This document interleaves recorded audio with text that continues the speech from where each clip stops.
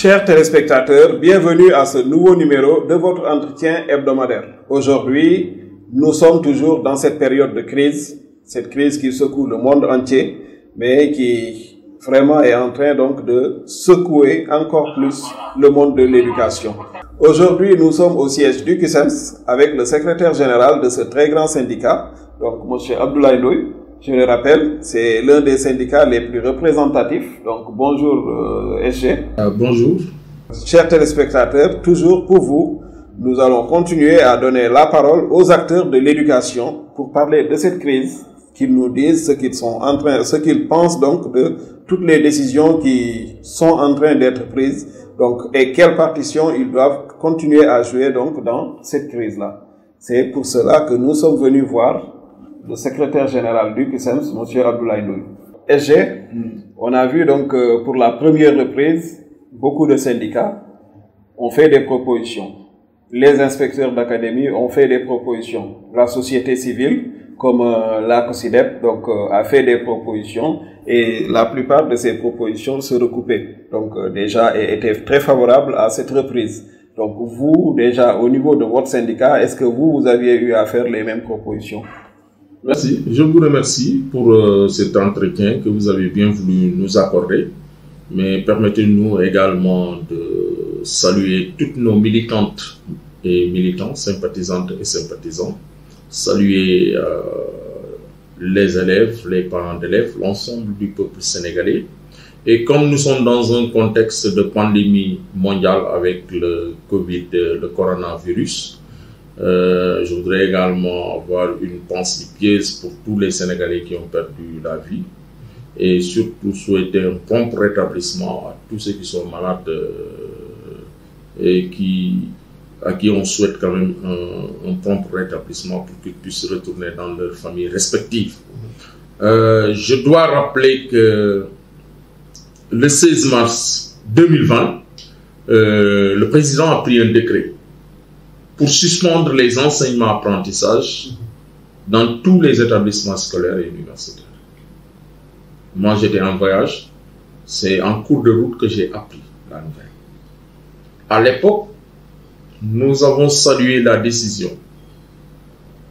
Tout simplement parce que il s'agissait de casser la chaîne de transmission. Et l'école est un haut lieu de contamination. Parce qu'il y a de fortes concentrations humaines. Et dans chaque famille sénégalaise, au moins, il y a un ou deux élèves. Donc, si l'école est contaminée, il est clair que la famille sera contaminée, donc la société sera contaminée. Donc, nous avons dit que c'est une décision pour prévenir, pour casser la chaîne de transmission. Parce que, encore une fois, le CUSEMS se disait à l'époque que le défi des pays en voie de développement comme le nôtre, c'est le défi de la prévention. Nous n'avons pas les moyens de faire face à des centaines de malades.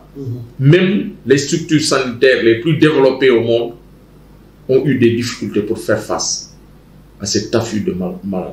Donc nous, ce qu'on peut faire, c'est relever le défi de la prévention. Chemin faisant, le gouvernement avait décidé donc la reprise pour le 6 avril. Mais avec l'évolution de la pandémie, non seulement ils l'ont reporté au 4 mai, mais d'autres mesures ont été prises. À savoir, il y a eu l'instauration de l'état d'urgence, il y a eu également la fermeture des lieux de culte, les mosquées, les églises, vous avez le confinement géographique, et tout simplement pour casser la chaîne de transmission. La date du 4 mai qui a été retenu a été également reporté au 2 juin. Entre-temps, le ministère de l'Éducation nationale, parce qu'encore une fois, nous, syndicats du G7, nous avons la légalité et la légitimité. Nous sommes partenaires de l'école. Mais chacun est dans son rôle. Nous a adressé officiellement une correspondance en date du 17 avril 2020 pour demander notre position. Qu'est-ce que nous pensons? Qu'est-ce qui est possible de faire pour cette année scolaire? Et nous avions répondu à l'époque, d'abord, concernant l'enseignement à distance, nous avons dit que ce n'est pas bien élaboré et ce n'est pas bien ancré dans nos pratiques pédagogiques. Et cela risque de créer ce qu'on appelle le décrochage scolaire. Mais surtout des inégalités. Parce qu'il y a des élèves qui n'ont pas le net chez eux, qui n'ont pas d'électricité, qui n'ont pas d'ordinateur. Donc si on veut généraliser l'enseignement à distance, ça risque de créer des fractures. Et nous avons dit donc, c'est vrai que c'est devenu irréversible dans les enseignements apprentissages. Mais il faut une intégration progressive et une bonne planification. Mais on ne peut pas, parce qu'il y a la crise, vouloir coûte que coûte imposer l'enseignement à distance, ça va être des difficultés. Maintenant, sur la reprise, le CUSEMS avait dit qu'il faut tenir compte de l'avis déterminant du Comité national de gestion des épidémies. Parce qu'en toute chose, il faut donner la parole aux sachants, aux experts. Et nous avons dit que dans tous les pays, soit il y a un conseil de santé, ou bien il y a un comité scientifique. Ici, il y a le comité de gestion des épidémies. Nous avons dit, si le comité donne son avis, il revient maintenant au gouvernement du Sénégal d'assurer la protection de tous les personnels de l'éducation. En quoi faisant? En leur octroyant des masques, mais des masques 3 plis, des masques FFP2, n'est-ce pas? En donnant à chaque établissement des gants. Déjà, on va revenir sur toutes ces conditions-là qui ont été fixées. Oui. Oui, mais déjà, vous, donc, l'idée de reprise, déjà, ça vous a agréé? Non, on a dit la reprise doit être conditionnée, parce qu'on ne peut pas reprendre pour reprendre. Et nous avons dit, pourquoi je dis, on peut reprendre si le comité, parce que ce n'est pas à nous de décider. Nous sommes dans une situation exceptionnelle. Mais là, pourquoi il y a exceptionnel? Parce que nous sommes, c'est aujourd'hui la maîtrise de l'évolution de la pandémie qui va déterminer l'année scolaire. Okay. Je vais revenir à cette maîtrise-là. Mais avant, donc, je voudrais parler déjà donc, pas des conditions voilà, liées à la santé, mais des conditions de reprise sur le plan pédagogique, les schémas qui ont été mis en place. Donc, c'est des schémas qui...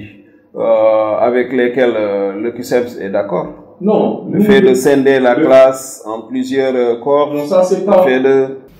C'est pas les schémas, ça c'est le protocole sanitaire. Et c'est pourquoi c'est important, parce que c'est un système de vase communicant. On ne peut pas scinder les questions. Ça veut dire quand vous parlez de reprise, le CUSEMS avait dit toute reprise doit tenir compte de l'avis du Comité national de gestion des épidémies. Et nous avions dit que si le comité donne son avis, si l'avis est favorable, il faudra maintenant que le gouvernement assure la sécurité de tous les personnels de l'éducation. Comme vous avez dit, en respectant le protocole sanitaire. Nous avons dit également dans nos propositions qu'il faudra également respecter la distanciation physique dans tous les espaces, dans la classe, la cour de récréation, les entrées et les sorties. Pourquoi nous avons insisté là-dessus? Parce que nous avons des classes pléthoriques. Des classes pléthoriques. Et dans le protocole, on a dit qu'il faut avoir au maximum 20 élèves par classe. Nous avons également dit qu'il faut, l'une des clés de la reprise, c'est la mobilité des personnels, enseignants et des élèves. Parce qu'il faut convoyer les enseignants, parce que il y a un couvre-feu, les transports ne fonctionnent plus. Donc seul l'État peut convoyer les enseignants. Donc il y a le convoiement des enseignants, mais il y a également le transport interurbain. Donc il y a deux aspects. Nous avons dit que c'est déjà le convoiement des enseignants et des élèves donc, qui avaient quitté leur lieu donc, d'exercice. Est-ce que là n'a pas été l'erreur? Non, ça vraiment, je veux y revenir, mais je voudrais juste terminer pour dire que en août, nous avons également dit qu'il faut tenir compte des collègues qui ont des maladies pathogènes, qui ont soit le diabète, qui sont asthmatiques, qui ont l'hypertension. Donc pour ces gens, il faut les épargner parce que c'est des sujets fragiles. Maintenant, nous avons dit également, en tout état de cause, pour le CUSEMS, sauver des vies humaines prime sur le sauvetage de l'année scolaire. Ça, le CUSEMS a insisté là-dessus. Parce que c'est une pandémie qui a fait des milliers de morts ailleurs. qui est aujourd'hui dans notre pays, en Afrique, qui est au Sénégal. Et nous devons nous prendre toutes les dispositions pour relever les défis de la prévention. Parce que nos structures sanitaires ne sont pas bien équipées. Nous n'avons pas les moyens pour faire face à l'afflux des malades. Le seul combat qui vaille, c'est le combat de la prévention. Maintenant, nous avons dit, comme l'école, je l'ai dit, est un lieu de prévention, il faut penser à sauver des vies humaines que de sauver une année scolaire. Et nous avons donné à l'époque l'exemple du Japon, qui a fermé le 3 mars 2020, ouvert le 6 avril 2020. Une semaine plus tard, on a fermé les écoles parce qu'il y a eu une nouvelle vague de contamination. Et l'histoire a montré que c'est souvent lors de la seconde vague de contamination qu'il y a plus de morts. C'est le cas en 1918, c'est avec la grippe espagnole. C'est la fièvre l'épidémie la plus sévère de l'histoire qui a fait au moins 50 millions de morts. Donc nous avons dit par rapport... Là, c'est le professeur d'histoire qui... Oui, c'est important. C'est par rapport à ça, nous avons dit qu'il faut nécessairement que les gens prennent toutes les dispositions. Maintenant, le premier acte qui a été posé, c'était le transport. Et on a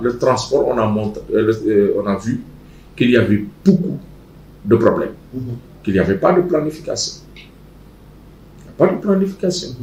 Parce qu'il n'y a pas... Il y avait de l'amateurisme, il y avait du tâtonnement, et les enseignants ont été les principales victimes. On ne peut pas regrouper sur un espace aussi étroit des milliers d'enseignants avec des véhicules, des bus. Mais c'est sûr qu'on crée les conditions d'une propagation du virus. Parce qu'on a dit respecter les barrières, les gestes barrières. On a dit porter les masques. Le port du masque devient obligatoire. Mais quand vous venez au terminus du virus, les Sénégalais étaient choqués, sidérés en voyant ces images. Et à l'époque, nous avions alerté. Moi, personnellement, j'avais dit... Et toute la presse en a parlé aussi. Toute la presse a relayé vraiment cette communication pour dire que vous êtes en train d'exposer les enseignants. Mais les enseignants se sont mobilisés dans un élan patriotique. Ont manifesté un engagement sans faille. Ils sont venus pour rendre service à la nation. Donc, justement, les enseignants ont fait ça. Pour certains, c'était par patriotisme. Pour d'autres, c'était donc la peur d'être sanctionné si on n'y va pas. Donc, mais déjà, est-ce qu'il n'aurait pas été beaucoup plus facile que tous les enseignants, là où ils sont, qu'ils aillent se présenter dans l'académie, donc voilà, de leur localité, ou l'IF de leur localité pour ceux qui sont dans l'élémentaire et le moins, donc pour ceux qui sont dans le secondaire, aller dans l'académie pour être dispatchés, parce que effectivement il fallait éviter aussi ce déplacement des personnes. Faire la même chose pour les élèves. Donc, et d'ailleurs on a alerté un peu par rapport à ça. Donc, est-ce que ça n'aurait pas été beaucoup plus facile pour une bonne reprise? Non, les enseignants, ils ne sont pas allés par peur d'être sanctionnés. Nous sommes allés parce que nous sommes des agents de l'État. À l'instar de nos collègues de la santé, qui ont pris d'énormes risques, qui sont en première ligne dans la lutte contre le coronavirus, nous, enseignants, agents de l'État, quand l'État nous a demandé, nous avons juste, à juste raison, demandé d'assurer quand même les conditions d'une reprise. Parce que, encore une fois, nous sommes dans un contexte exceptionnel, avec une pandémie, une maladie que nous ne maîtrisons pas. Donc les enseignants, naturellement, sont venus pour reprendre service. Mais malheureusement, les conditions du convoyage étaient catastrophiques. L'exemple que je peux donner, c'est comment on peut prendre des bus remplis d'enseignants, d'agents de l'État, les fonctionnaires. Vous voulez traverser un pays sans avoir des laissez-passer, sans papier administratif. C'est scandaleux. Beaucoup d'enseignants ont passé la nuit à la Belle Étoile. Vous avez vu comment ils se sont entassés avec leurs bagages. Et ça, c'est un aspect. L'autre aspect, c'est que à la veille de l'ouverture, le gouvernement a sorti un communiqué pour dire que, à cause d'une dizaine d'enseignants testés positifs, ils vont reporter la date de reprise et reporté. Justement, là, il y a beaucoup de gens qui sont sortis pour dire que ça, c'était pas la raison réelle du report. Et que ça a mis en danger même des enseignants. Mais effectivement, parce que ça, c'est un discours stigmatisant. Quand vous dites que Dakar, c'est l'épicentre de l'épidémie, ils viennent de Dakar.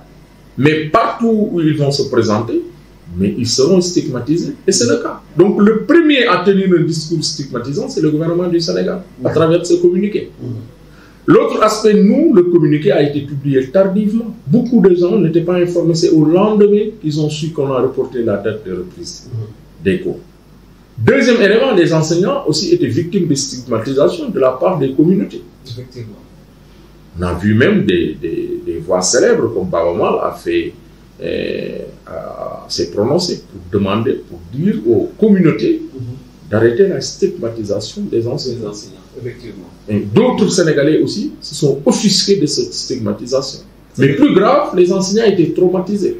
Parce que quand on venait de vous prendre pour le dépistage, c'est comme si on venait arrêter un terroriste. Les gens venaient avec 2 ambulances, avec des forces de l'ordre, avec des autorités, avec des 4x4, quand vous venez dans une localité. Parce qu'aujourd'hui, avec les SEM et les lycées de proximité, on a des SEM dans les villages. Quand vous venez, mais cela même va remettre en cause la confiance qui fonde la relation pédagogique entre l'enseignant et l'enseigné.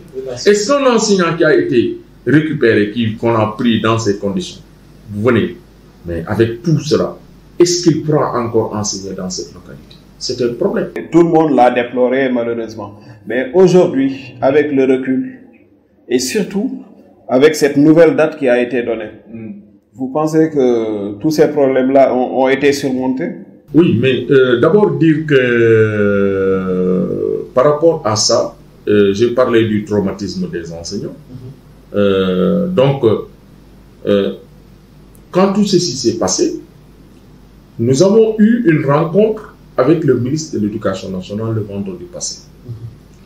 Et nous avions, le QSEMS a dit au ministre de l'Éducation nationale, nous avons d'abord dénoncé les dysfonctionnements et les manquements. Nous avons dit au ministre qu'il y a eu, c'est un échec. Maintenant, il faut en tirer tous les enseignements. La première chose à faire, c'est d'abord l'évaluation du protocole sanitaire. Qu'est-ce qui a marché, qu'est-ce qui n'a pas marché.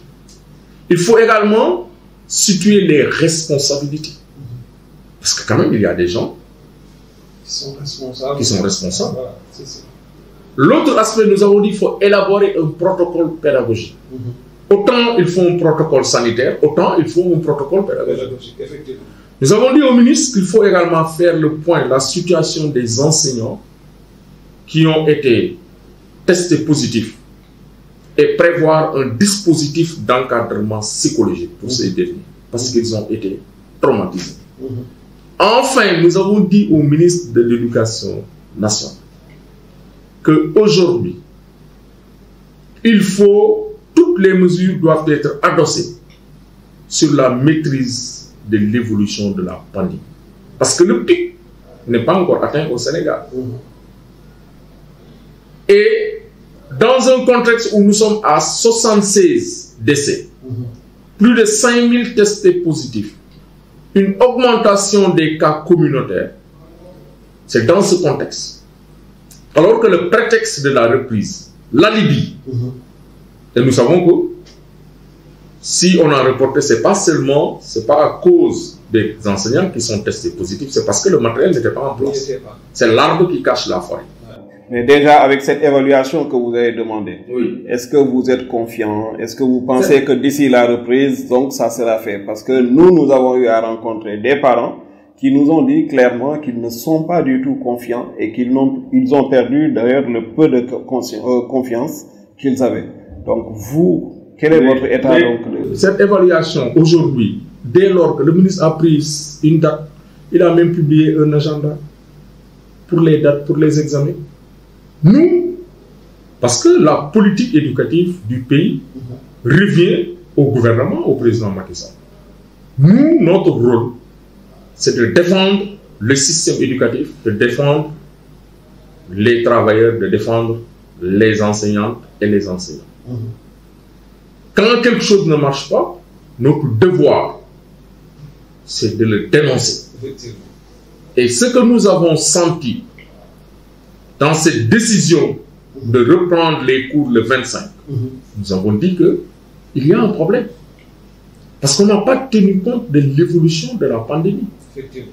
Si à cause de quelques collègues testés, on a reporté, aujourd'hui, la courbe, elle est toujours ascendante. Les cas communautaires augmentent, plus de 5000 tests positifs, 76 décès. On a vu 6 décès en un jour. Et on est dans un contexte de relâchement. Et comme l'école est sensible, regroupement des jeunes, avec des possibilités de contamination et de propagation rapide, est-ce qu'on a le droit? Pourquoi cette précipitation? L'autre aspect, nous avons dit, si c'est pour suivre la France, il y a un problème, parce que nous avons dit qu'il y a une coïncidence troublante. Effectivement. La France reprend le 22 juin, nous le 25 juin. Alors que le contexte n'est pas le même. Mais au-delà de la France, dans beaucoup de pays, et on en a parlé avec l'invité de l'entretien passé, le psychologue Pape Ladjike Diouf, donc que nous saluons au passage, qui est au Canada. Donc voilà, au Canada, comme dans beaucoup de pays, la reprise se fait progressivement en fonction donc de l'impact donc de la COVID-19 sur les zones. Par exemple, là, est-ce que la reprise devrait pouvoir se faire de la même manière, donc au même instant à Dakar, que dans les régions où il n'y a pas donc de cas? Mais c'est pourquoi nous avons dit, quand il y a une activité qui a été faite, avant de poser un autre jalon, il faut d'abord évaluer. Parce que c'est l'évaluation qui vous permet de voir les manquements, les dysfonctionnements là où il faut apporter des correctifs. Effectivement, s'il y avait une démarche inclusive, participative, mais en vérité, il n'y a pas eu d'évaluation. Nous, c'est une rencontre d'échange avec le ministre. D'information, même pas d'information. Parce que je rappelle que lors de ces rencontres, le ministre a pris la parole pour dire, c'est le vendredi passé, ça fait presque une semaine, il nous a dit, aucune date n'est retenue pour la reprise. Et que pour le moment, il est dans une phase de concertation et de consultation. Mais pour nous, là, il n'y avait pas de concertation, c'est une rencontre. Parce que la concertation demande des réflexions approfondies sur des thèmes précis. Mais cela n'a pas eu lieu. Mais l'essentiel pour nous, c'est qu'aujourd'hui, ils ont retenu la date du 25 pour la reprise. Après avoir reporté 3 fois. Parce qu'on avait retenu la date du 6 avril, on l'a reporté au 4 mai, on l'a reporté au 2 juin. Aujourd'hui, on parle du 25 juin. Pourquoi cette précipitation? C'est pas pourquoi j'ai parlé de coïncidence troublante. La France le 22, le Sénégal le 25. Deuxième élément. Justement, l'autre chose qui me pose problème aussi, donc voilà, et je voudrais savoir ce qu'en pense également le CUSEMS. Donc, l'examen, la date des examens qui a été fixée alors qu'on ne sait même pas si les cours se dérouleront normalement. Mais c'est ça le problème. Aujourd'hui, l'un dans l'autre, non seulement il y a la question, est-ce que d'abord le protocole sanitaire, parce que le ministre également nous avait dit qu'ils sont en train de réviser le protocole sanitaire. Mais est-ce que ce protocole sanitaire a été révisé? Est-ce que toutes les conditions sont réunies? Parce que dans le protocole sanitaire, il était dit qu'il fallait désinfecter d'abord, nettoyer les établissements. Il faut que dans chaque établissement qu'il y ait de l'eau et que les toilettes soient fonctionnelles. Je dis bien fonctionnelles. Il faut qu'il y ait 3 masques par élève et par enseignant. Il faut qu'il y ait du gel, des kits de lavage des mains, des thermoflash. Il faut que dans chaque classe, il y ait au maximum 20 élèves et qu'on respecte la distanciation physique d'1 mètre ou 1,50 m. On avait dit également qu'il faut la distanciation physique dans la classe, dans la cour de récréation, mais également dans les entrées, qu'il faut 2 portes, une porte d'entrée et une porte de sortie. Est-ce que cela, c'est au point dans les établissements? Deuxième élément, pour nous qui est important, est-ce que le matériel qui est déjà mis en place dans certains établissements, est-ce que ce matériel est sécurisé? Est-ce qu'il est toujours là-bas? Est-ce qu'il est tout? C'est pourquoi je parle de sécurisation. Est-ce qu'on a repris, il y aura une autre procédure de désinfection et de nettoyage des établissements? Troisième élément, nous avons vu que dans certaines régions du Sénégal, l'hivernage a fini de s'installer. Justement, j'allais venir à l'hivernage parce que la seule inconnue avant, c'était la situation de la maladie. Aujourd'hui, comme inconnue, on a la situation de la maladie, on a également l'hivernage.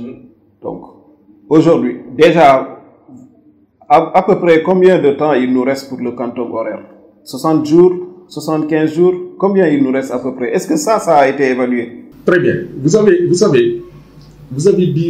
posé une question importante. Parce que non seulement, vous avez dit, il y a d'abord le protocole sanitaire qu'on doit respecter.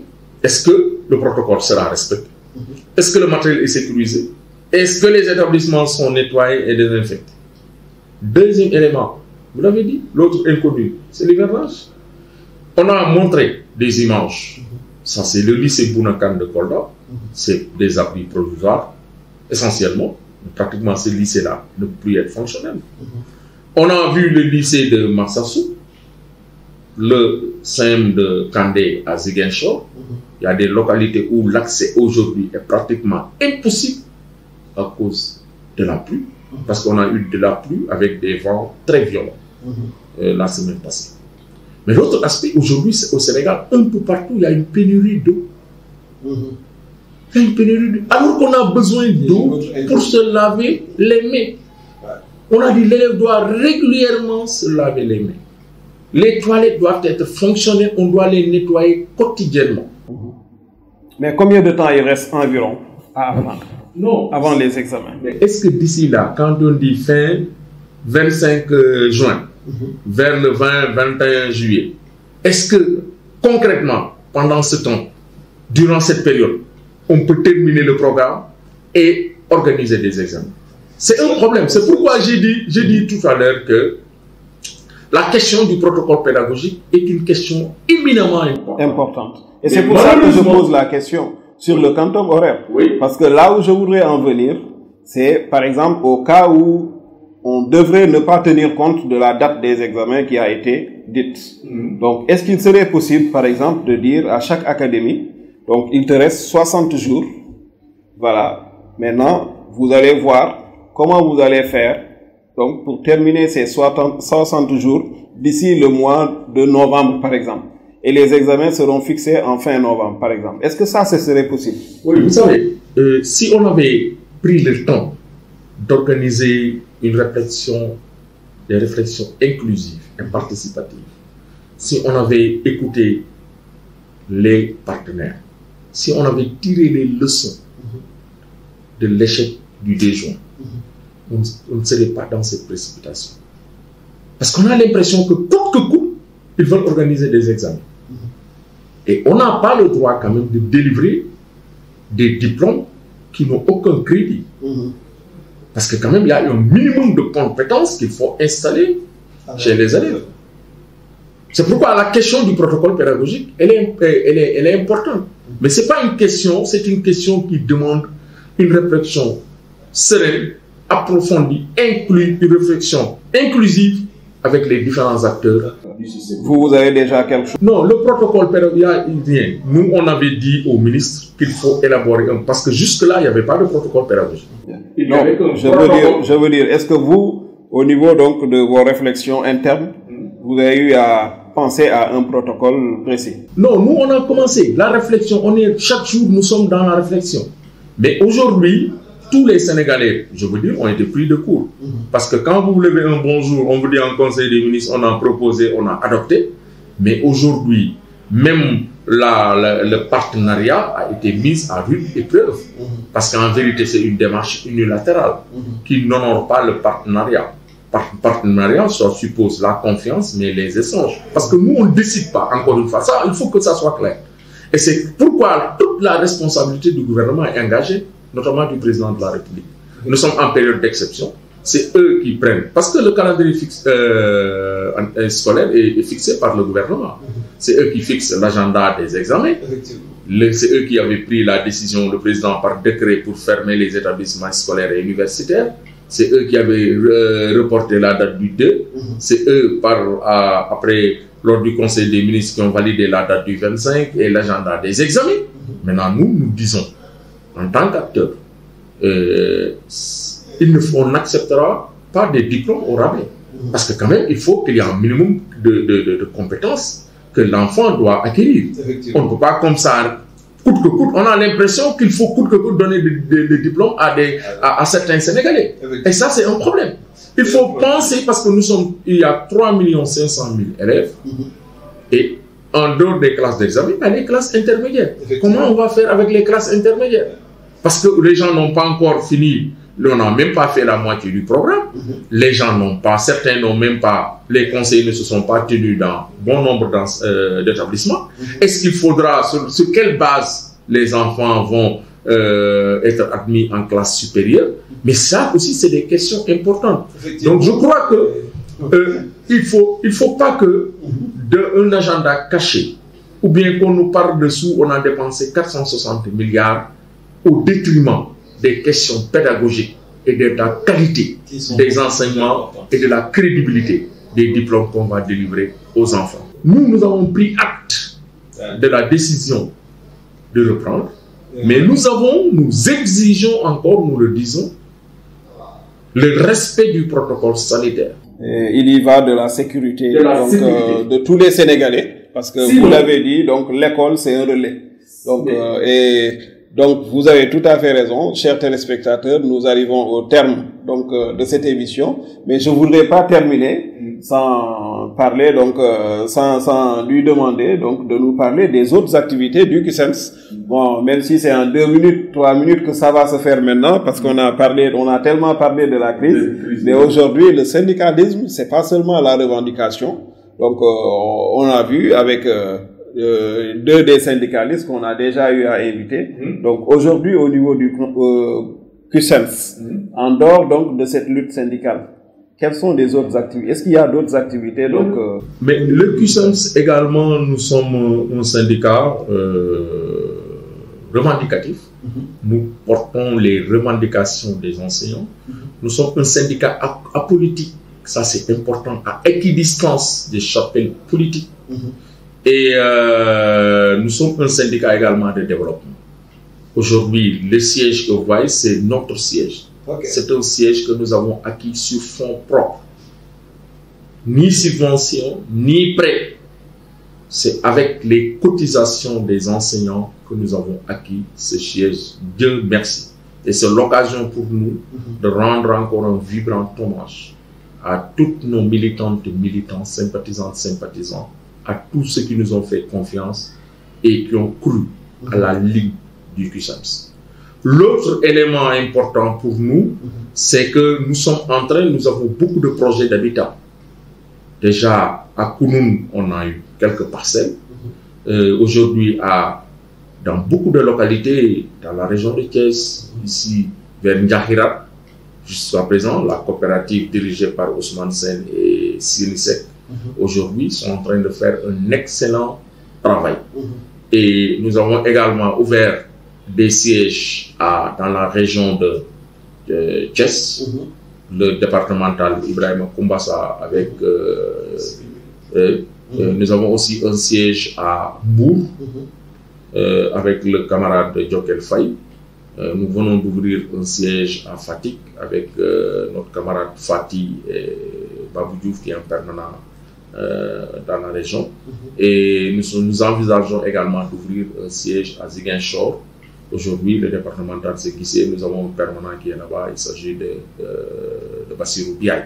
Mais en tout état de cause, nous avons beaucoup de projets parce que autant nous nous battons pour les revendications, mais nous nous battons aussi pour la réalisation sociale des enseignants. Il faut, pour nous, l'autre combat, il faut un toit pour chaque enseignant. Il faut un véhicule pour chaque enseignant. Ce n'est pas un luxe, mais c'est une nécessité. Tout ce que nous faisons aujourd'hui, c'est pour améliorer les conditions de vie et de travail des enseignants.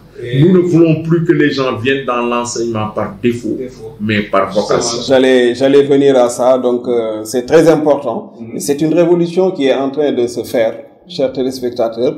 Au niveau de tous les syndicats, pratiquement, il y a cet éveil qui est là, et qui les mène vers un développement un développement qui fera donc l'attractivité, n'est-ce pas, de cette fonction. Rappelez aussi que le CUSEMS a un mouvement des femmes aujourd'hui et on avait même organisé des cérémonies de remise de cadeaux aux enfants orphelins des collègues qui ont quitté ce bar, qui nous ont quittés.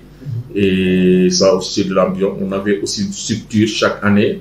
On essayait de primer les élèves qui ont des dons dans le domaine artistique, n'est-ce pas? Et je crois que ça, c'est énormément de projets. Non, et c'est important de le dire pour que les gens puissent savoir donc, que le syndicalisme, c'est pas seulement la revendication, mais c'est également le développement. Donc, chers téléspectateurs, c'était tout pour aujourd'hui. Nous remercions notre invité. Nous vous remercions aussi et vous donnons rendez-vous dans une semaine pour un autre numéro de votre entretien hebdomadaire.